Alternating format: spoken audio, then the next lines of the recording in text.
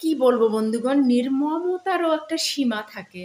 আমি একটা ভিডিও দেখলাম ইউটিউবে যে কিছু ছেলেকে একদম মেরে আগুন মানে ভ্যানের উপরে তুলে আগুন লাগাই দিছে। হ্যাঁ, এটা ৫ তারিখের ঘটনা। ৫ তারিখ সম্ভবত আ কখন ওই যখন আরকি সাবেক প্রধানমন্ত্রী বলছিলেন যে, আ "যে করেই হোক আমি আমার ক্ষমতা চাই।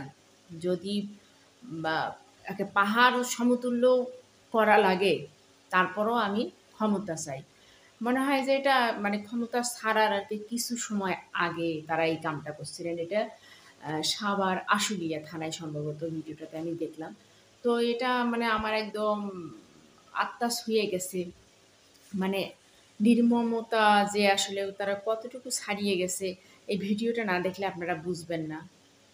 মানে থানার ভেতরে স্টুডেন্টদের মেরে তাদের ভ্যানে তুলে মানুষের সামনে তাদের ভ্যানের মধ্যে আগুন দিয়ে পুড়ে দিছে। তাহলে কত বড় সাহস থাকলে এই ধরনের কাজ করা হয়? প্রকাশ্য দিবালোকে, তাও আবার একদম প্রকাশ্য দিবালোকে মানুষের সামনে এভাবে পুলিশ স্টুডেন্টদের জালে দিয়ে মানে মেরে ভ্যানের মধ্যে একটা চাউলের বস্তার মতো একটার পর একটা তুলে তাদের আগুন দিয়ে পুড়ে দিছে। আপনারা ভিডিওটা দেখলে বুঝতে পারবেন যে কত বড় নির্মমতা তারা চালাইছে। আপনারা ভিডিওটা দেখলে বুঝতে পারবেন। বৈষম্য বিরোধী ছাত্র আন্দোলনে তুমুল উত্তাল ছিল দেশ। আন্দোলন দমাতে চলে গুলি, প্রাণ যায় হাজারেরও বেশি মানুষের। তবুও দমেনি আন্দোলন। দুর্বার গতিতে তা ছড়িয়ে পড়ে সারা দেশে। বিক্ষোভ আর প্রতিবাদের মুখে ক্ষমতা ছেড়ে দেশ ছাড়তে বাধ্য হন শেখ হাসিনা।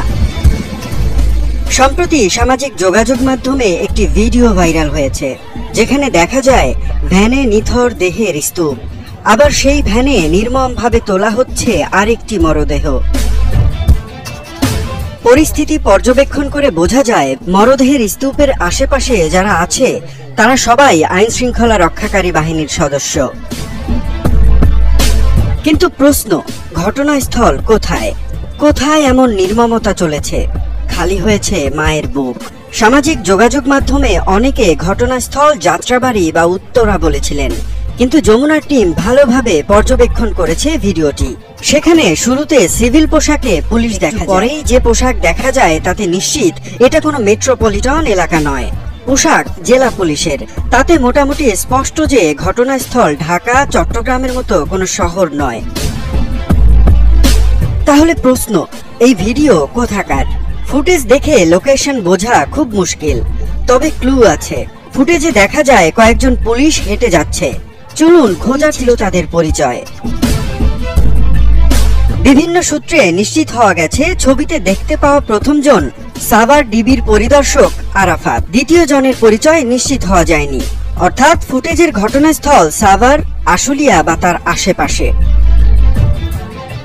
ফুটেজে আরেকটি জায়গায় একটি পোস্টার লক্ষ্য করা যাচ্ছে।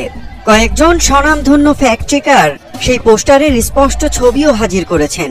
তাতে দেখা যায় আবুল হোসেন ভুইয়া নামের একজনকে, যেখানে নির্বাচনে আশুলিয়ার ধামসোনা ইউনিয়ন পরিষদের চেয়ারম্যান থেকে সংসদ সদস্য হওয়া সাইফুল ইসলামের ছবিও। অর্থাৎ ঘটনাস্থল আশুলিয়া হবার সম্ভাবনাই বেশি। ফ্যাক্ট চেকাররা এও জানিয়েছেন, ঘটনার দিন ৫ আগস্ট শেখ হাসিনা পদত্যাগ করে বোন শেখ রেহানাকে নিয়ে চুপি সারে চলে যান প্রতিবেশী দেশ ভারতে।